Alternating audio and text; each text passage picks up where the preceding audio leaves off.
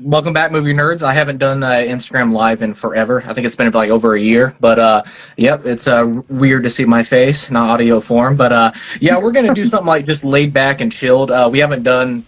We usually do like a top 10 or something like that, but I feel like that was getting kind of stale there for a while. So we were just going to do like a laid back, kind of chill thank you. And of course, the reason why we're here is because the Movie Nerd James Instagram page passed 2,000 followers. And 2,000 followers may not seem like a lot to people, but that really does mean a lot to me. I really appreciate everybody's support. I've met incredible people along the way, and the reason why I make the Movie Nerd James page and everything, I wanted to feel like a page that celebrates film, and everybody can feel safe to come to the page. And everybody has their own different kinds of tastes in the cinematic world, and I like that. And there's other pages and everything that attack people because of what films they like and stuff like that, but you will never find that at my page. Like I said, I want everybody to feel welcomed in the cinematic universe. Everybody's got their taste, and I want to celebrate film. So that's the reason why I love doing this. I'm not a professional movie critic, nor do I call myself a critic. I'm just a guy that loves movies, loves talking about movies, watching movies, everything above, and I appreciate your support. So 2,000 followers, it's incredible, and I really appreciate it. So hopefully we continue to make the channel grow, and I just wanted to do this. But like I said, we're actually going to do something different today. Like I said before, basically we're going to do questions, like survey questions and stuff like that I've seen all around the internet about talking about movies. Basically, it's basically reflects about yourself and your taste and how you are as a movie nerd in the cinematic universe. So I thought that would be fun and everything else. And yeah, if the people that are joining in, I appreciate it. And then, of course, when I post this on Instagram as well, you can comment below answering the questions that I'm going to ask out loud. So are you guys ready to begin? Yes. All right, cool. Let's do it. So this is a heavy question right off the bat. And what is your all-time favorite film?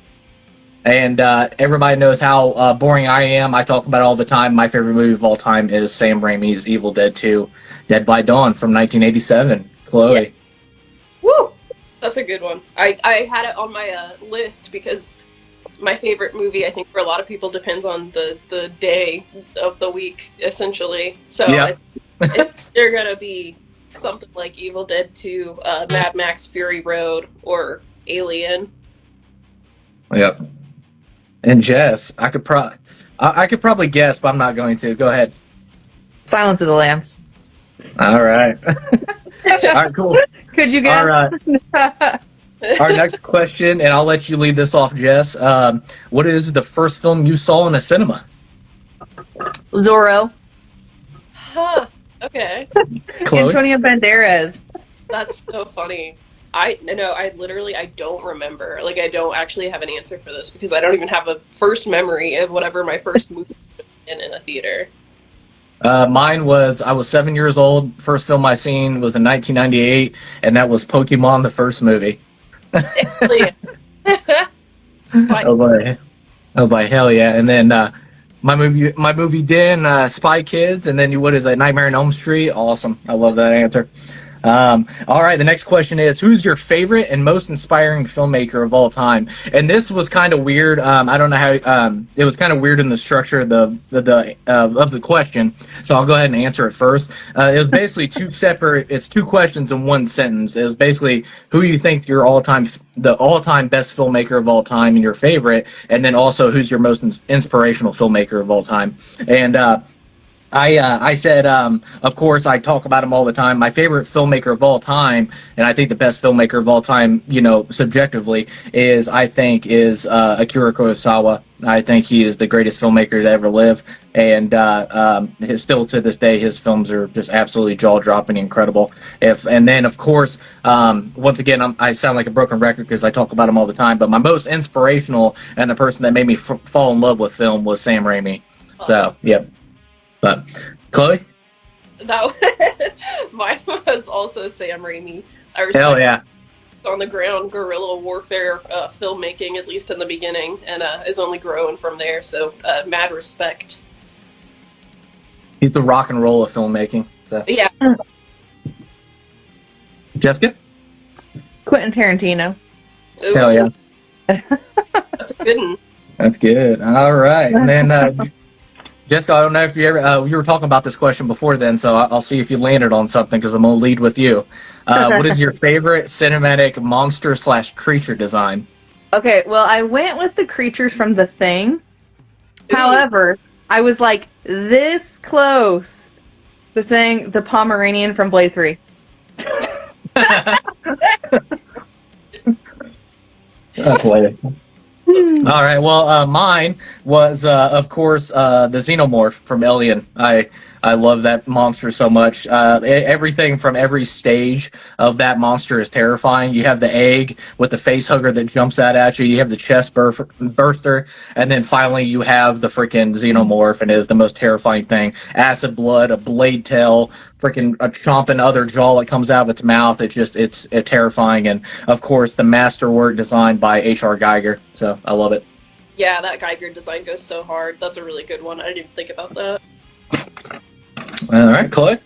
Mine's gonna be the Fauno from Pan's Labyrinth, portrayed by Doug Jones. I love it. It's practical, it's beautiful, and timeless. Yes, and then what is it? I had nightmares as a kid. That was about the Pale Man, and that. Yeah. Yeah. Which one is the one with the hands with the eyes? That's a Pale Man. Okay, got you. Yeah, he's terrifying. All right, let's see. Next question. All right, what is your favorite film from your least favorite genre? And Chloe, I'll let you take that off the bat. So I don't know if it's technically considered. So my least favorite genre is probably rom-com, to be honest. Like, no hate, just not my thing. But you two showed me and Silas one of our favorite ass movies of all time, Dinner in America, and consider it a rom-com because it is in my heart, and it's one of my favorite movies ever. So that it's gonna be Dinner in America. Hell yeah, Jessica. So I had a hard time figuring out what my least favorite genre is because I like something from about everything, but I went with romance just because it's actually my favorite book genre, and I just don't feel like it hits the same for me. Sure. I don't think it will translates very well in like a 2-hour movie because I don't feel like you have enough time to really like build suspense and tension and will they or won't they or whatever. Anyway, I went with The Notebook and or Pride and Prejudice and or Cruel Intentions. Oh yeah, my said that about Cruel Intentions. That's so funny. That's so funny because my movie didn't just said in the comments, romance movies are my least favorite, but Cruel Intentions, however, is my favorite. Yeah. So, there you go. And you just watched that. You just watched that recently for the first time, didn't you? Yeah, it's in the last 6 months. It's very book coded. Cool. My least favorite genre is musicals. I can't stand musicals. But there is a few musicals that I really do enjoy. Hamilton is the most recent one, I would say, I really enjoyed. It was very, just a lot more different, and I love the style that they brought to that. And then, of course, Repo the Generic Opera, I think, is the most underrated musical. It's very horror, very metal. It's very one-of-a-kind, too, because I've never seen a musical like it, and I really enjoyed that. And then, of course, I would probably say my favorite musical, once again, it's my least favorite genre, so there's not much selection in there, is Sweeney Todd, The Demon Barber at Fleet Street with Johnny Depp and Helena Bonham Carter. Done by Tim Burton. I love that movie. It's so good. I just love the aesthetics. Of course, me and Jess, we love Tim Burton, so of course, I love that movie. Mm-hmm. But all right, going on to question number 6. What is the greatest movie you never want to watch again? And Jess, I'll let you take that away. Schindler's List. Oh yeah. Do I want to be upset all day? No. Yeah. Great movie. Yeah. All right, Chloe. So mine used to be Hereditary. I still haven't watched it since the first time, but I feel like I could if I wanted to, but I don't want to. But right, probably going to be Beau is Afraid from the same director. Oh, really? Cool. All right. Yeah, excellent. I loved it. It was traumatizing as shit, and I am not going to watch it for at least a long time. Yeah. I actually had 3. I had The Florida Project, even though I watched it twice because I watched it for Jess because she hadn't seen it, so I'm like, okay, let's sit down and watch it. I think it's an excellent movie, I do, but it's just so grounded and real, and then there's also a character that's like kind of close to me that represents somebody in my life, and it was just hit too close to home, and I'm just like, oh, just reliving that stuff. And then of course, 12 Years a Slave. Is an excellent film, Best Picture winner and all that stuff. But I just can't watch it again. Excellent film though. And then my final one, Jessica already said it. I thought you would have it as well. So Schindler's List was as well on my list. Excellent film by the great Steven Spielberg, but can't watch it again. It just it's too rough. But all right, so let's see. Next question we have is, what is your favorite all-time movie character? And Chloe, I'll let you take that away. This is also a hard one because it's one of those things that I feel like it's just going to change day to day and depending on what mood you're in or whatever you're going through or not going through. So mine's pretty generic, but she's been big for me this entire time since it's come out. It's either Lorraine Broughton from Atomic Blonde because she's badass and I love her, or Ripley from Alien. Hell yeah. I'll go mine next. Obviously, I'm not original. I talk about him all the time. It's Ash Williams from Evil Dead. It just, he wasn't based off a book. He wasn't based on a video game. He wasn't based off any property at all. He was born on the cinematic screen. So I think he's so badass. He's a bit of a pervert and all that stuff, but he's awesome. So, Jessica? Well, it kind of crosses not just movies, but books and also TV shows. Lestat de Lioncourt. I should have known that. He's so cunty. Yeah. All right. Next one is, who is your greatest movie villain of all time? And I'll take this one off the top. I think we have an idea of who yours is going to be. Yeah, it's mine is Anton Chigurh from No Country for Old Men. I think they, a lot of stuff, I brag about that. I think he is just one of the best crafted. Of course, a little bit of backup on that, saying he's the greatest villain of all time. They did a study survey of the most accurate portrayal of a psychopath, and Anton Chigurh was number one out of 400 movies they watched about psychopaths, and he was number one. So he's just an incredible villain, and still to this day, no matter how many times I've seen that movie, and it's in double digits, and I still get terrified of that man. So, Jess? So I went with Scar from The Lion King. Because, first of all, he's hilarious, and he has the best songs, and then, he literally murdered his own brother in cold blood. He's a savage. And then, second, Magneto, because he was just the perfect villain, because you just completely, I really feel like he had good points. Yep. And then I forgot to say too, shout out to Robbie. The greatest villain of all time is Grandpa Joe from Charlie and the Chocolate Factory. Or Jenny from Forrest Gump. I almost said that too. Chloe?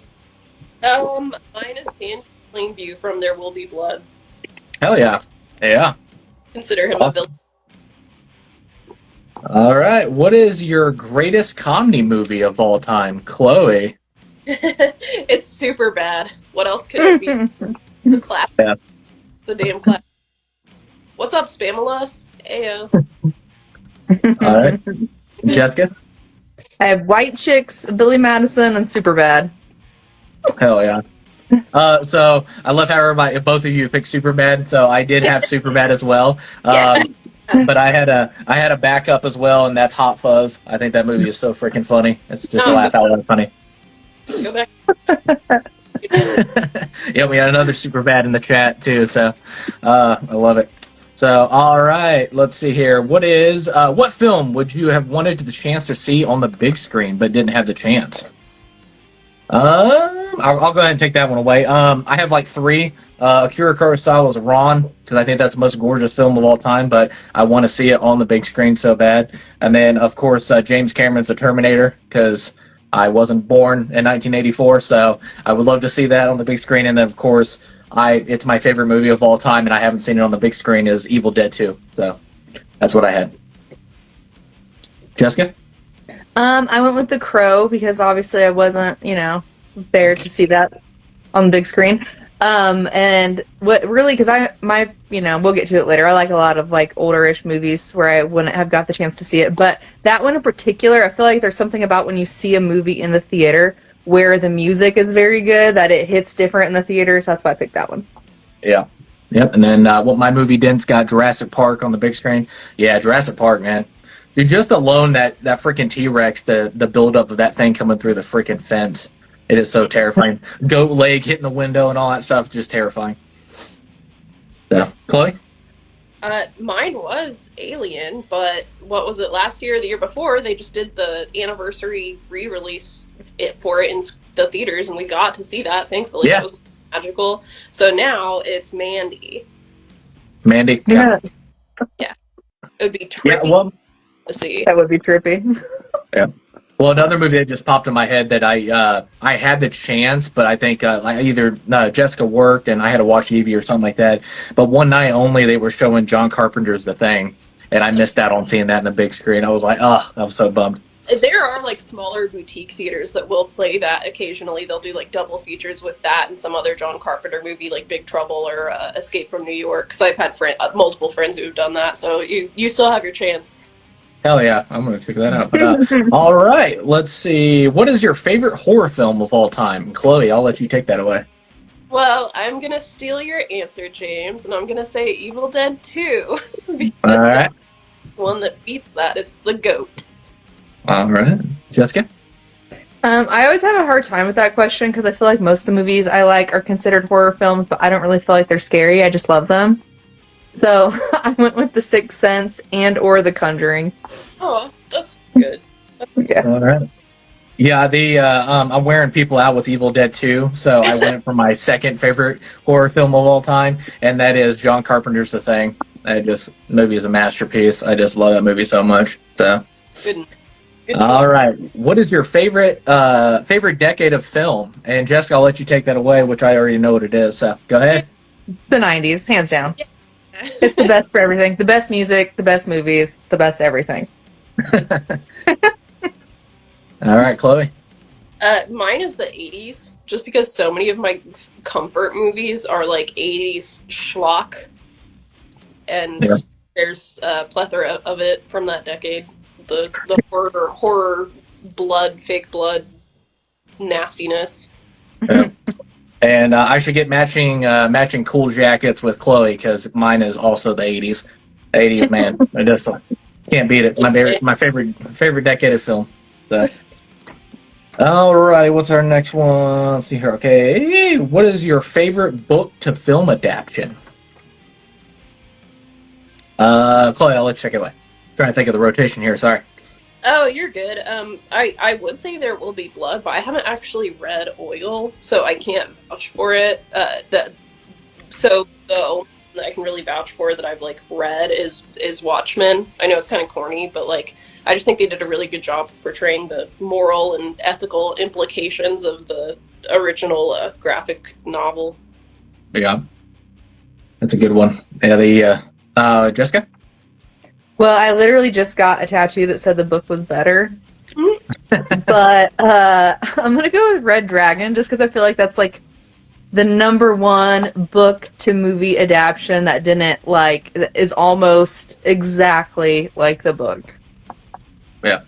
And then was it Spamela in the chat says The Clockwork Orange for me. And Like,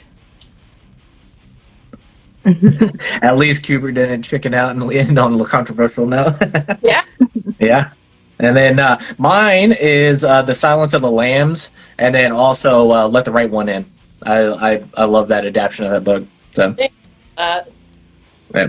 So all right, next one. What is your favorite controversial film? And I'll take that one away. And it's pretty ironic because Spamla just said it. And mine is A Clockwork Orange, and then also my other one, because I had two of them, is William Friedkin's The Exorcist from 1973. Yeah. Especially The Exorcist because all the stories in the books I read written about that, it just cracks me up because it's once again, I tell people when they go to see films, like they see like a 50s films or 60s or something like that, you have to understand to wear the goggles of what time that was made in. Like if you watch it in 2020, of course it's going to be cheesy. Special effects aren't going to look that great, all that stuff. But if you watch it in the lens that it was released, then you just understand why it is so special and so great and such a classic. And I think with The Exorcist too, because they had people coming out of the theater crying, fainting. I know churches wanted to sue the movie. I know there was a lady that was pregnant that almost had a miscarriage, and she said it was because of stress from that movie. And it was insane. And then you see all the horror movies that are on now. It just is it's crazy. But The Exorcist, it's a crazy story. If you ever have the chance, just go look up like just the little documentaries about The Exorcist and when they released it, like a lightning bolt hit a church next to the movie premiere and all that stuff. It's crazy stories left and right about the making of that film. So, Jessica? I don't really know how to answer that because, like, I don't really feel like I pay attention to what movies people are offended by, just because it's always like the same group of people getting offended by shit. I went with Brokeback Mountain though, as I fucking love that movie. And then also, secondary-wise, The Interview, just because I remember all the controversy, like, when it came out, yeah. it got pulled from a big screen release. And I think it's really funny. It's a really funny movie. Yeah. Yeah, that's a good one. I totally forgot about that. Yeah. Yeah. Spamela said, please say Solo. I'll get close, but I'm not going to quite go that hard. Oh, shit. Oh. I dropped my phone. Don't mind me. So, my question for you, James, when you said controversial, do you mean by, like, you either loved it or hated it, or, like, the subject matter, or, like, the critical reception, like, people were mad about it? It's pretty. It's a very loaded question, so I would say all the above. Like, like. I mean, as far as like polarizing, like people either loved it or hated it. Mine is Skinamarink, definitely. At least it's the latest one I can think of because I loved it and I loved how much people hated it or loved it. It was like you either. As far as just like subject matter and critical discourse. Oh my god, yeah, my movie did said Team America. There's just so many. That's like one of my things to like really pay attention to. I love Mysterious Skin was one, Leon the Professional, Thriller, A Cruel Picture. I mean, that was insane. I Spit on Your Grave even. There's so many things. Even more like recent mainstream ones, Call Me By Your Name. It's one of my favorite movies. It was controversial because of the age gap. It caught of course. Anything from like Todd Solondz, Harmony Korine, like Gummo, that was a big one. This is one of those things I could go on, and I can't even choose a favorite just because there's so many like good and very, very controversial films out there. Yeah, I totally forgot about Tropic Thunder as well because obviously Robert Downey Jr. and blackface and all that stuff. So. But all right, cool. All right, next one. Let's see. What is your favorite movie kill of all time? And Chloe, I'll let you take that away. So I'm a little bit of a sucker for a one-liner, so I'm gonna go back to either both are Charlize Theron kills. So either in Atomic Blonde in like the multi-minute stairwell fight scene near the end when she kills the final guy, he like calls her a bitch earlier in the fight, and then she's like about to stab him, and she's like, "Am I a bitch now?" And then like kills him, and that lives deep in my heart. And also in Mad Max, right before she's about to kill Immortan Joe, and she's like, "Remember me," and then like, Tears her face off. Yeah, I couldn't pick between those two. All right, Jess. Well, I went in a really much darker route. With the lawnmower scene in Sinister. Oh my god, that was fucked. That was it. Really. Oh. That's gotta be like one of the best like all time like film jumps because it's like grass, a person's face. It's just like that whole movie. Woof. Yeah. That's okay.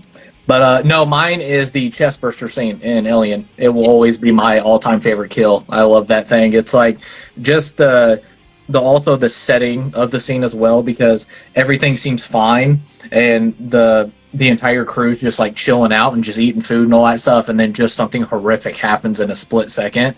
And then, of course, behind the scenes, when they actually cracks open the chest and the blood squirts everywhere and hits the crew, nobody actually was told that they were going to be hit with blood. So the reaction of everybody being hit with blood is actually a natural reaction when the chest burster scene happens. So I love it. So was it Roger Dickon and Ridley Scott are the ones that designed that, the chest burster and all that stuff. So it just, it's so good. Was it a tanning bed scene in the Final Destination 3? Yeah. Those movies have a lot of really good ones. Oh man, yeah. Like no one ever forgets like the log scene. Yeah. Man, Or that giant air conditioner falling from like the auditorium ceiling. That one always fucked me up too. The tanning bed the cake for me as far as that whole franchise goes. It's so insane. Yeah. I know a lot of people too. Yeah. I know a lot of people too that were like tanned and then they didn't go for like months after that movie. That's crazy. But all right, let's see. Well, the next one we have is who's your favorite filmmaker from the last decade? And Chloe, I'll just kick that away. I have spent so much time within the past few years, more than a few years at this point, I guess, paying attention to trying to catch up with like classics and old diamonds in the rough that I haven't paid a lot of attention to recent filmmakers. So I've got two that I kind of bounce between. The first one is Ari Aster, just because I feel like he's just put out hit after hit, and they've all just been super impactful. Him or Alex Garland, who has also had a couple misses, but for the most part, I feel like he's only improving what he's doing. Like his last one, War, absolutely insane. He's kind of finding his niche and feeling it well. Yep. And Jessica? I went with Christopher Nolan and Quentin Tarantino just because I feel like they don't miss like ever. Up and coming, I'm gonna go with Ryan Coogler though, just because I feel like within the next 10 years, like he's gonna have just an amazing career. Yep. And then what was it? Chad's in there. Cool. Yeah, he's Edgar Wright and Wes Anderson. Yep. And then no, I went with Denis Villeneuve. I know that's the kind of the front page, like kind of the popular pick, but really he is one of the greatest filmmakers like working today, and I think he's going to be an all-timer. I mean, if not already, he's an all-timer. Sicario, Prisoners, Arrival. You got Dune Part 1 and 2. It's just like, and then I want to. Yeah, Blade Runner 2049 is just he's been on a tear the last decade, and just one of the greatest filmmakers working today, and I think the future of all time. And then, of course, I brag about him all the time. He's only got 4 films, and they've come in the last decade, and that is Robert Eggers, another A24 darling like Ari Aster, but The Witch, The Lighthouse, The Northman, Nosferatu, and then I'm so excited for Werewolf. We talked about it before in the podcast as well, as I just feel like it's so weird because I feel like he thinks I need to make this film for James, and then he goes and makes it and all that stuff, and it's just perfect. I love everything that man does. But all right, next question. Let's see here. What movie, which was in development but never completed, do you wish you could have seen? And that's kind of a loaded question, so I'll take that one away because I got a few here. I have Guillermo del Toro's The Hobbit. I'm really still heartbroken to this day that didn't come to fruition. I know the studio wanted a trilogy, but he actually only wanted it in 2 films. He just wanted a part 1 and part 2. And then, of course, the set designs and the beautiful care that he takes to fantasy. God, just take Pan's Labyrinth and imagine what he would have done with the Hobbit movie with that. And it just, it still breaks my heart. And then, of course, Neil Blomkamp, who did District 9, he was supposed to do an Alien movie, but they ended up going on to Prometheus and Alien Covenant and stuff like that. But he was actually going to have Sigourney Weaver come back, and then also, I'm drawing a blank. He played Kyle Reese in The Terminator, and he was in Alien 2, Aliens. I'm drawing Michael Biehn, I think is his name. Maybe it's not Michael Biehn, but anyways, no, he was going to come back as well, and I seen the concept art. It is actually out there on the internet, the concept art that he was going to do for the film, and it seems like such a interesting concept and stuff like that. So I was really excited for that. And of course, another Guillermo del Toro project that fell through was H.P. Lovecraft. He was actually going to do the At the Mountain of Madness. He was going to do an adaptation of that, and then there's actually test footage out there online if you want to check it out and everything else. And I still hope it happens. At the Mountain of Madness could possibly still happen one day, but I know it was in development. And they ended up closing it down. So we'll see what happens. Obviously, The Hobbit's not going to happen, which is unfortunate. But at the Mountain of Madness, I still think is a possibility, and I would love to see that. But was it Chad's got Edgar Wright's Ant-Man? Yeah, that's another one. And then Michael Biehn. Yep. Okay. Yep. I got it. Cool. So, all right, Jessica. Well, I don't really I had a hard time with this one because I don't really pay attention to like what movies are in talks of being developed, etc. But I would just say every time that there is like a book to film adaptation in talks, I get my hopes up. So like things like I like Fourth Wing, Throne of Glass, Red Queen, etc. Get my little heart broken. Yeah, didn't you say just recently like that was like they were really close to like shooting on something like that, and then I think that Fourth Wing is going to do an Amazon Prime series. Last I heard, it was a go again, but it's we'll see. Yeah.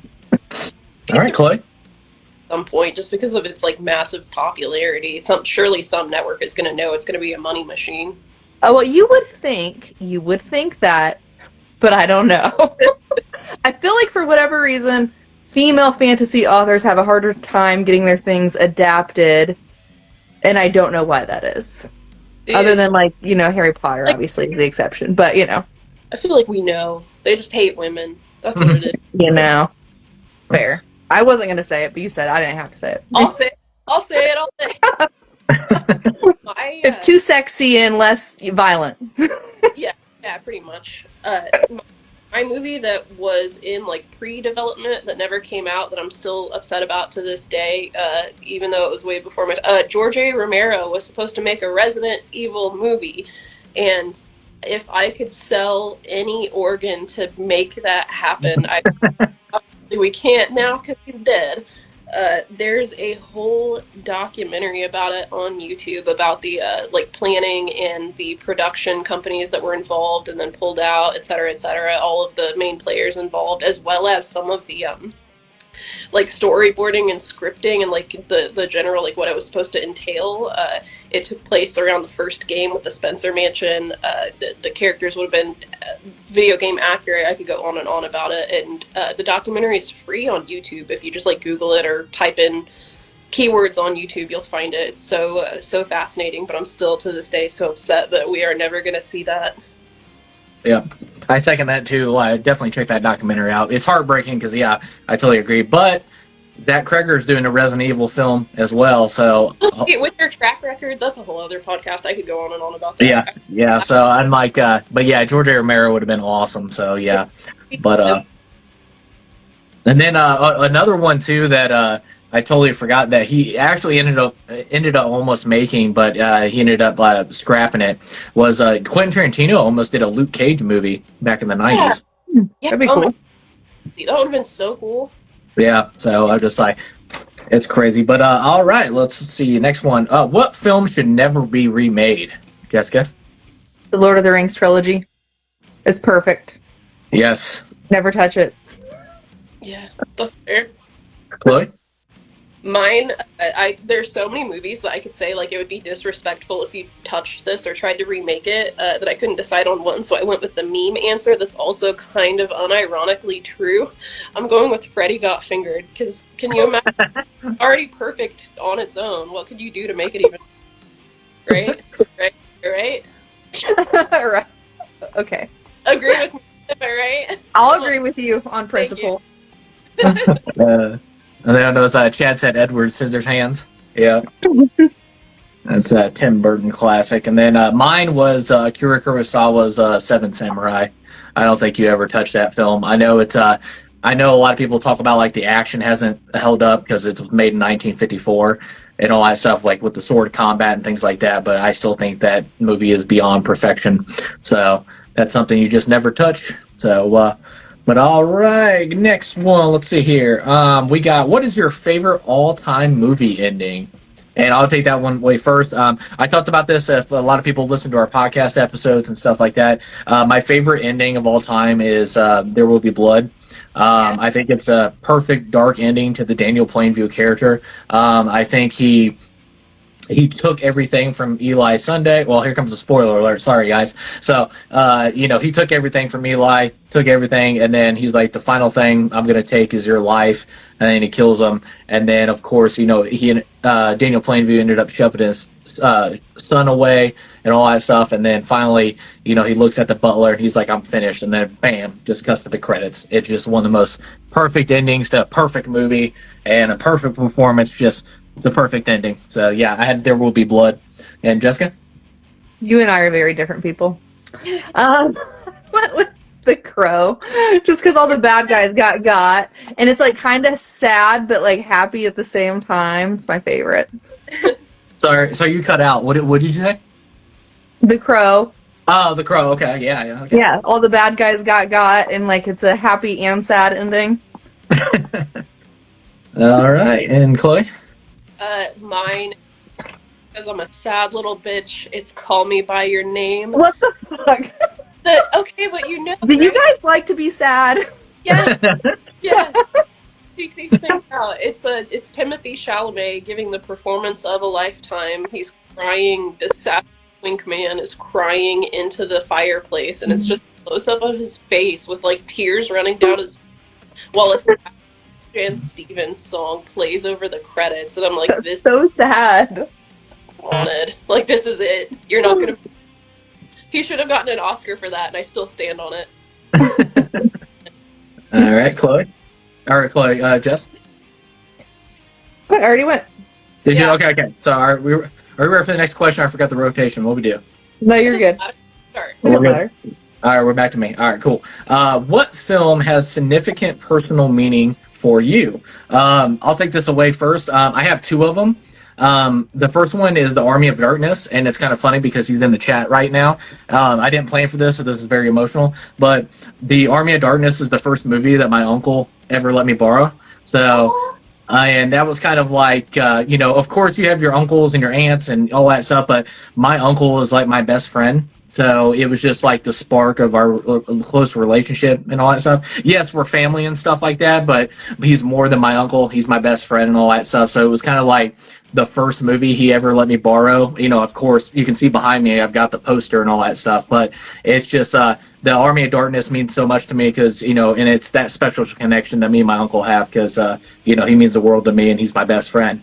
And then the other one, it's going to throw a lot of people off. And it was Tim Burton's Dark Shadows. That's because that is the movie that me and my wife went and seen on our first date. So, and we love Tim Burton. So it was a really good testing the waters because I'm like, this relationship's going to work out because she loves Tim Burton's style and humor, and I think it's going to work out. So, If she doesn't, over.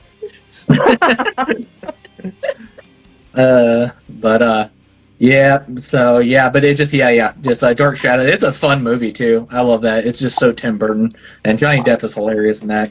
That's a And fun one. of course my crush on Evergreen as well. She's insane in that movie. So, but all right, Jess. Well, you're not gonna believe this, so I'm gonna show you here. But I also said my Dark Shadows. Oh, For that reason. And then also I went with Interview with a Vampire because I was probably way too young to watch that movie, but I was in the 5th grade and I was homesick from school and I ended up watching Interview with a Vampire and it started my lifelong obsession with vampire things. Obsessed with it from the jump. Also My Old Ass. I don't know if it's a newer-ish one, so I don't know if many people have seen it, but that movie, I felt like it was made for me. I just remember I was sitting next to James crying at the movie theater. Yeah. And then Chad in the chat. Mine is Hard Target. Yep. Yeah. Because I remember you guys actually have a movie poster of that in your living room of Hard Targets and stuff like that. Him and Faith, their first date and stuff. It just hey, I think Hard Target's a really awesome movie. It's ridiculous. Why is Van Damme wearing a trench coat in 90-degree heat? We don't know, but it's cool. It's a choice. But all right, Chloe. mine is Lost River. It's a little bit more obscure. It's Ryan Gosling's directorial debut. It's kind of I don't want to say horror necessarily. It's just very odd. It's kind of like David Lynchy mixed with Nicholas Winding Refn and almost like Guillermo del Toro. I don't even know where to begin to describe it, but it's just a very vibey, atmospheric movie that I've bonded with a lot of people over, and it's one of me and Silas's, like, it's one of our movies. And the soundtrack is good, the score is great, lighting, etc., etc. Some would say it's derivative, which I agree, but in a good way. So check it out. All right, and I'm sorry, Chloe, but what film haunted you for days after viewing it? And I'll let you take that away. I don't know if you and I are going to have the same answer or not, but James and I went to see Hereditary, and I like, we were supposed to do a podcast after it, and we were both just like, we walked out of the movie theater, and we were like, let's just do this another day. I want to go home. And I like sat in my car and I like slept on. They were doing the devil incantations on the screen, and I was like, oh, this was real life. Like, there's a demon coming for me now. It messed me up so bad. In a good way. Not at the time, but now it's in a good way. I look back on it fondly. But Hereditary is that one to me. It haunted me for weeks, if not longer. And then Jess? It kind of reminds me of the question we answered about. It goes Schindler's List, The Pianist, and then also Oppenheimer. That's valid. Yep. Yeah, I actually had two, and I had a feeling that Hereditary was going to be yours, so I had a backup one as well. But no, to the Hereditary, man, when we walked out, you had like you were like just got out of you were a soldier out of war, and you had like post-traumatic stress, and you were like doing that like war stare, like off in space. I'm like, you're all right? You're like, yeah, I'm good. You just kept saying, I'm good. like you had to talk yourself into, I'm good. But mine was The Exorcist. That movie absolutely terrified me as a kid. And it was funny because the same weekend I watched the first Evil Dead film, and I watched The Exorcist way too young. But Evil Dead, it scared the crap out of me. But The Exorcist, there was just something. It still gets me to this day, and how they did the practical effects of that. When the doctors come into the room, and she's like doing like banging off the side of the bed or whatever, and I'm just like, your body's not naturally supposed to do that, and I'm just like, I don't like this. And then of course, a lot of people talk about the spinning of the head and stuff like that, but just her crazy body movements and bumping off the bed and it's shaking and all that stuff. That stuff just haunted me for days. And of course, like you said, you have that in the back of your mind. You're laying in your bed. I'm like, is this bed going to start shaking or whatever? So it's just like, it's terrifying. Yeah. So, all right. Let's see. The next one is, what is your favorite holiday film that you watch every year? And Jessica, let's take it away. National Lampoon's Christmas Vacation. And I used to hate it until James and me watched it more than once. And now it's like my comfort movie around Christmas time. Yeah. It just gets honestly funnier the older you get, in my opinion. Then Chloe? Mine, I wasn't sure if you meant my holiday is St. Patrick's Day, and we watch Boondock Saints every year. Because it's awful. That's good. It has aged like milk, and I love it even more because of that's great. Mine is also National Lampoon's Christmas Vacation. I watched it every year, and then when me and Jessica, started dating, and then of course became my fiance, now my wife, and stuff like that. It's just a yearly thing that we watch that my dad watched every year. But I do have a backup. Is Jim Carrey's The Grinch. We watch that every Christmas as well. It's basically just Jim Carrey being himself in some Grinch makeup, but I still love it to this day. I just love that. The set pieces was a Ron Howard directed. It just I think that movie's so much fun, and Jim Carrey's the man. So just watching him do his thing, so it's a lot of fun.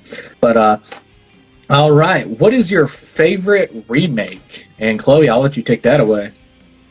Yeah, I'll go ahead and take your answer, probably. Mine's going to be The Thing. Yeah. No elaboration. I feel like we all get it. Yeah. And Jessica? I'm going to piss everybody off. I'm going to go with the Rob Zombie Halloween movies. No, with that. I am on your side. It's aesthetically pleasing. Okay, I almost don't even think of it as like the same thing. I Yeah, just like it. we get so much hate.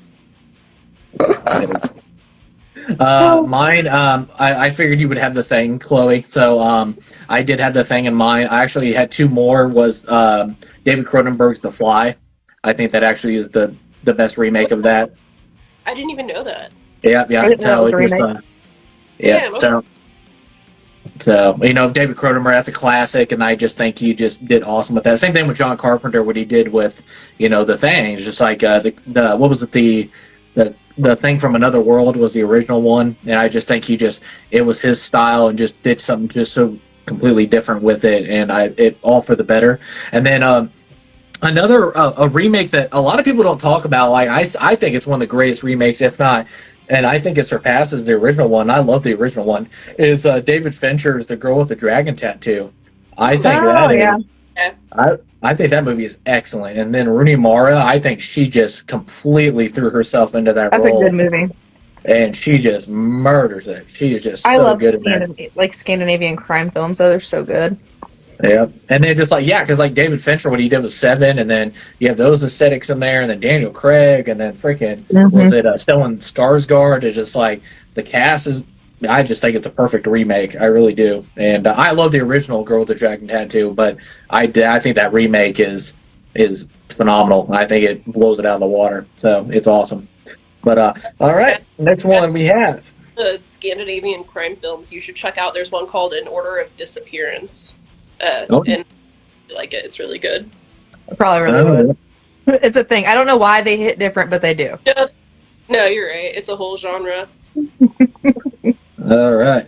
Next question is, what is your favorite film from the year you were born? And Jessica, go ahead and take it away.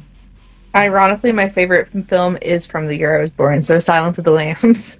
Yeah. Oh, you out with that one. I know. Coincidence? I think not. Cheater. Damn cheater. I know. Yeah. Then Chloe.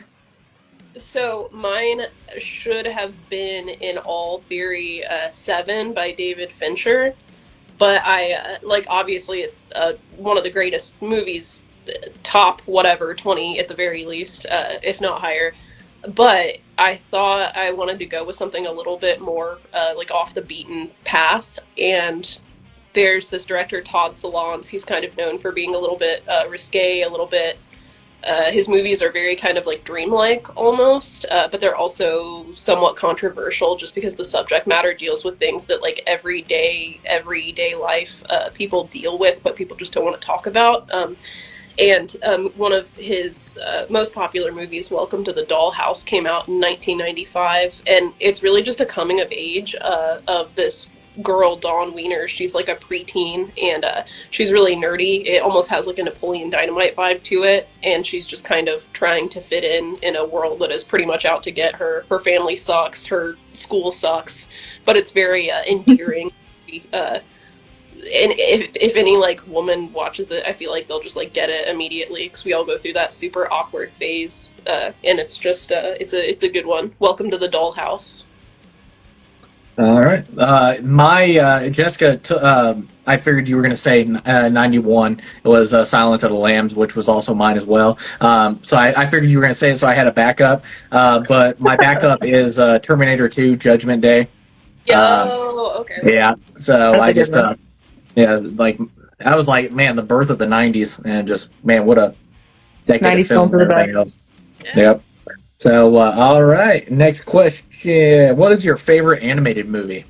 And I'll take that away. I know this is kind of like a cop-out and kind of just like a boring pick, but I'm sorry. It is just the greatest animated movie of all time. It's just beautiful and perfect in every way, and that's Hayao Miyazaki's Spirited Away. I think that movie is just perfect all around, and we talked about it recently in the 21st century, the best films of the 21st century, and I think it'll be the greatest animated film of all time. And I know a lot of people say like Akira and Ghost in the Shell, and then there's other animated things out there as well, but I think it will always be Spirited Away. That's just a beautiful story, beautiful. The meaning of that movie is so beautiful and executed so well. And then, of course, the just gorgeous animation done by Hayao Miyazaki. Just what a legend and what a legendary film. So, Jessica? Well, I'm basically, I don't care. I'll be a Disney adult, whatever. You're allowed. Gonna die for Beauty and the Beast or Aladdin, but honestly, like most of the 90s animation Disney movies, I am all about. Like the music is awesome, and I could literally sit down and watch any of them all day, every day. Hell yeah. Uh, All right, Chloe. so my classier answer is going to be Perfect Blue. Oh, But good. Yeah. but no, there's a but in here. The question was not what do I think is the best animated movie. It's what's my favorite animated movie.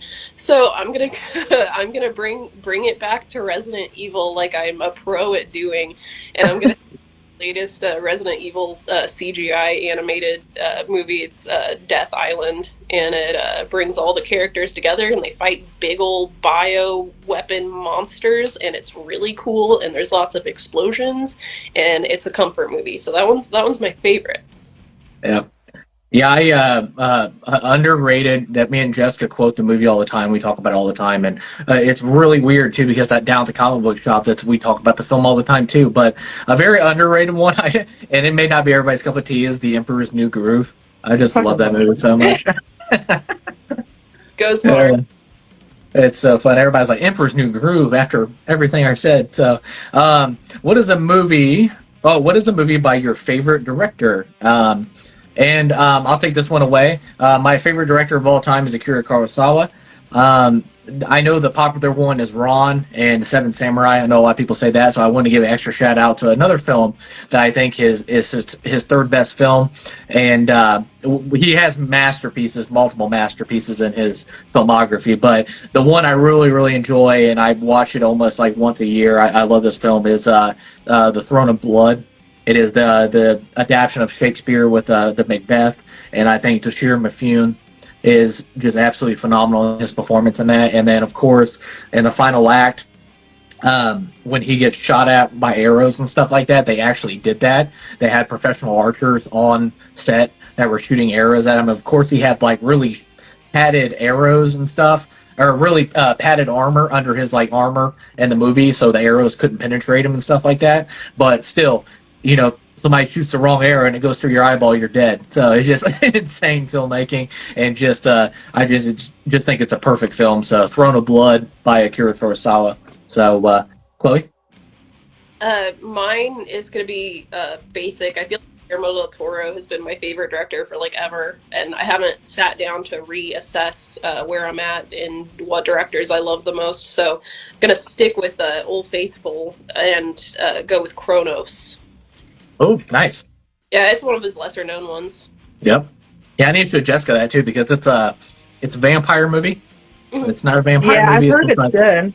Yeah. So, but I definitely put it in the vampire category. It's a really cool name for a vampire because Cronus is the god of like time, and vampires are immortal. Very cool. Yeah, the little mechanism they use in there, I think you'll really dig it. Yeah. It's very, very cool. Yeah. So, all right, Jessica? Pulp Fiction. Who directed that? Okay.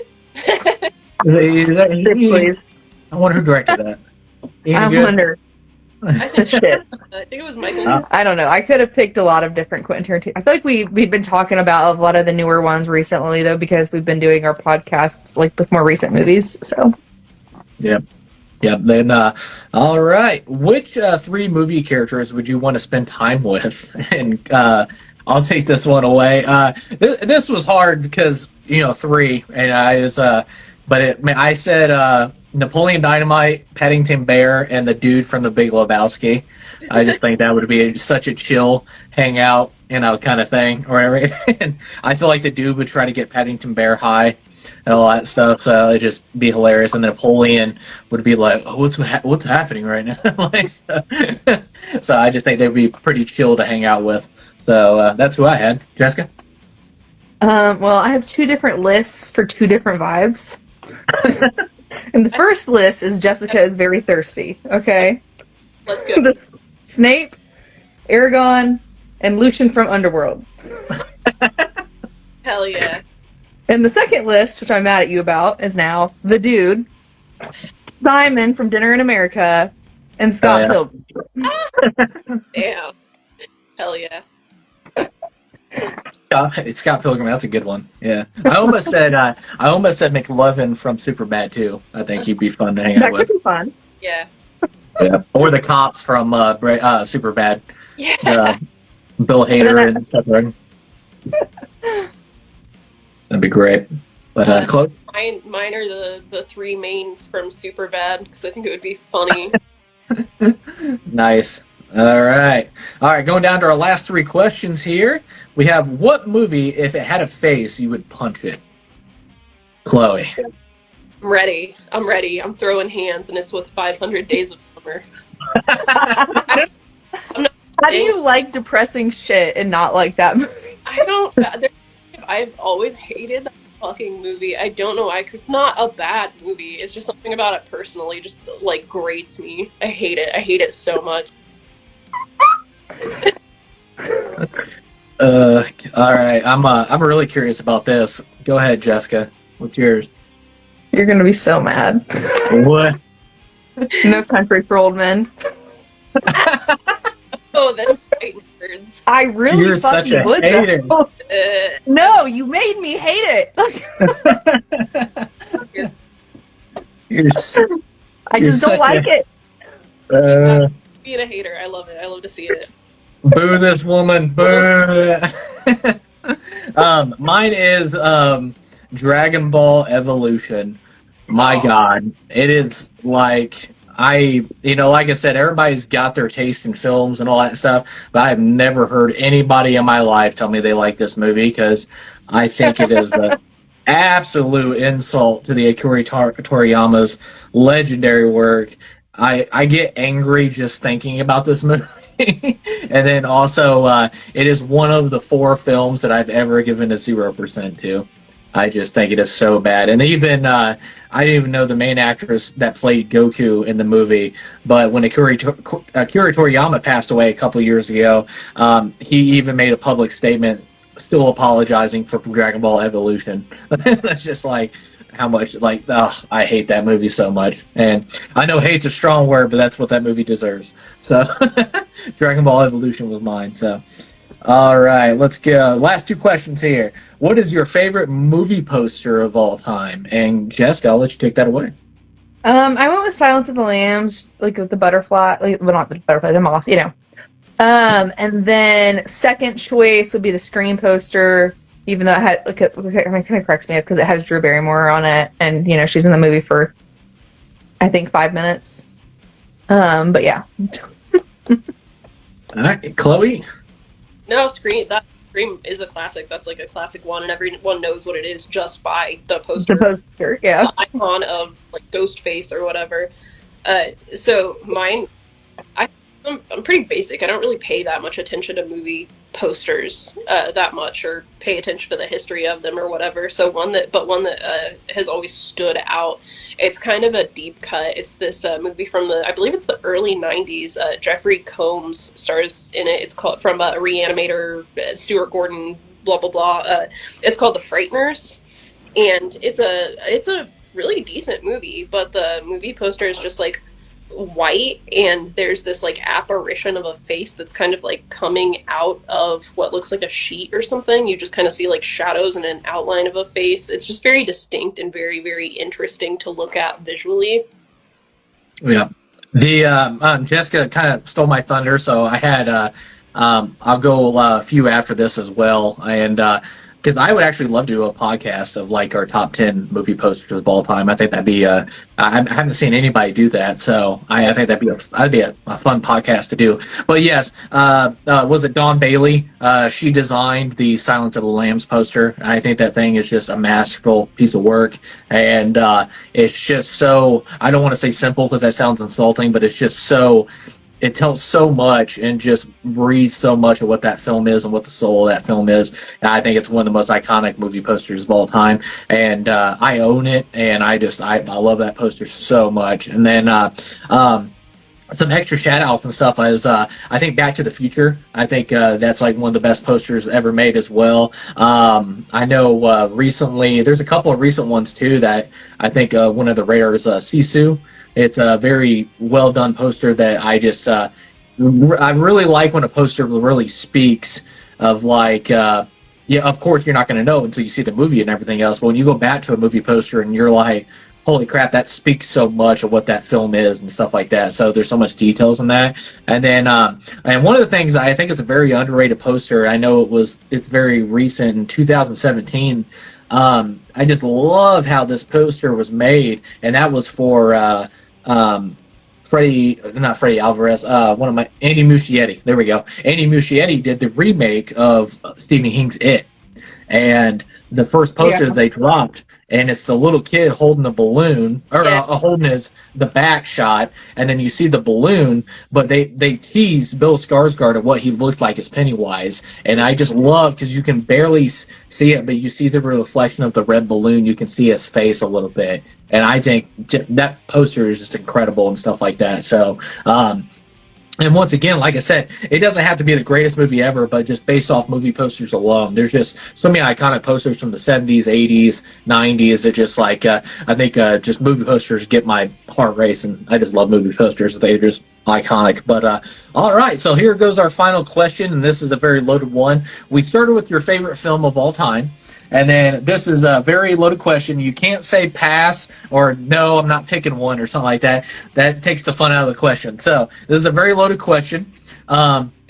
If your favorite film of all time was to be remade, who would you trust in the director's chair to do it?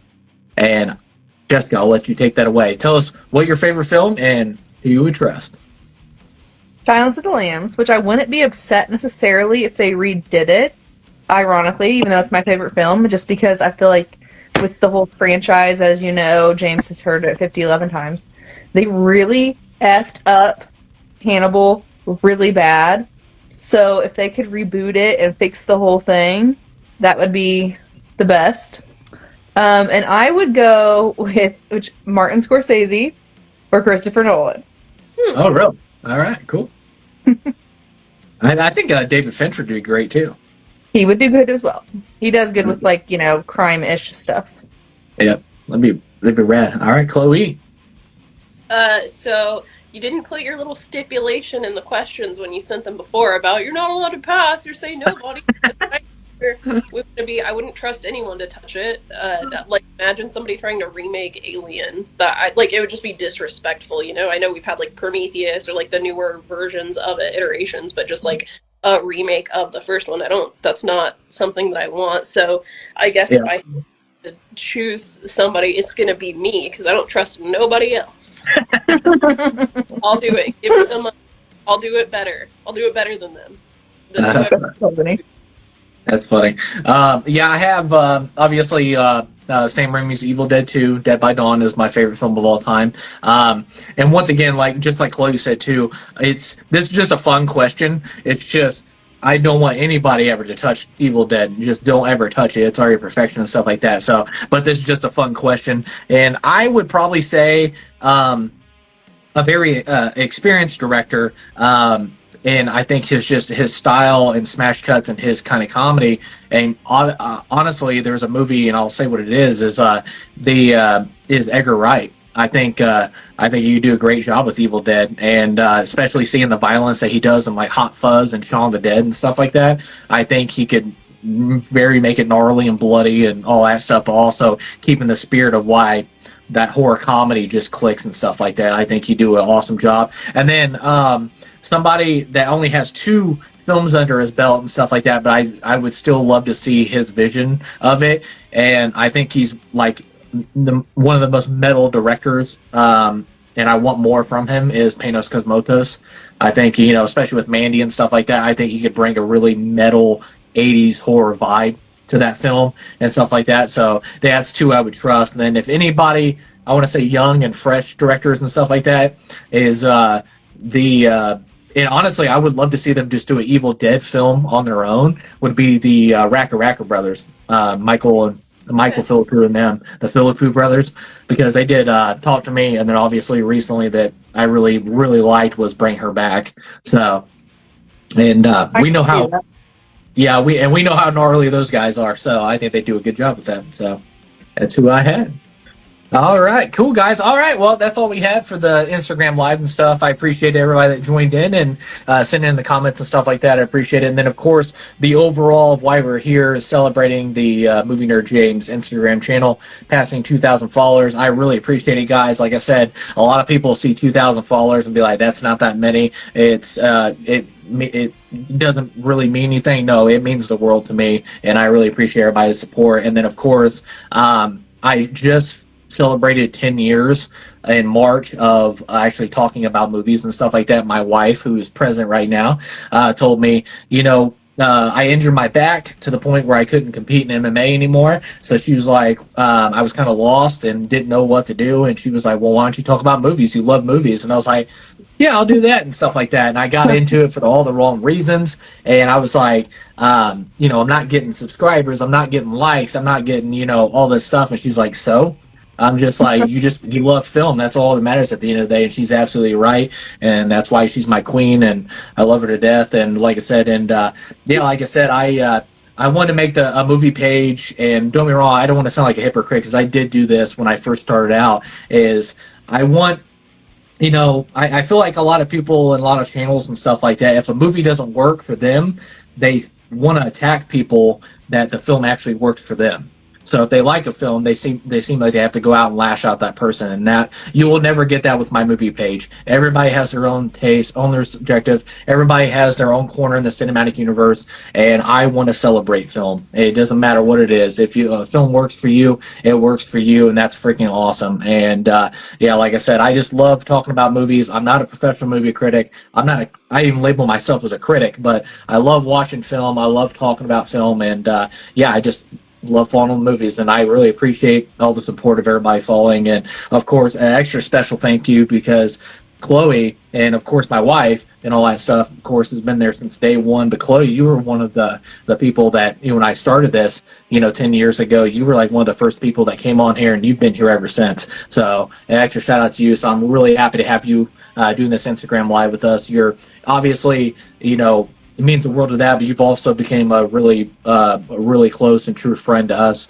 family-wise and everything else. So it means a lot to us. And Jessica and Evie and I, and we love you to death, and I appreciate your support. And of course, we did 28 Hours Later trailer and all that stuff, and I look forward to doing all kinds of stuff creatively with you, and you're our best friend, and I love you. So but guys, I love everybody. I thank you so much for joining this. Thank you again. I'm starting to lose my voice, but thank you again for 2,000 followers. It's awesome. It means the world to me, and thank you for supporting the Movie Nerd James Instagram page. And make sure you give a follow. We also have a YouTube channel and all that stuff. But yeah, I haven't done Instagram Live in a while, so hopefully I didn't butcher it too much and all that stuff. So I hope you guys had a good time. And of course, go back and comment below what was your favorite, answer the questions that we asked out loud and stuff like that. And I had a good time. But once again, thank you guys so much. And Chloe, I'll send you a text after this. Thanking you so much for doing this. And of course,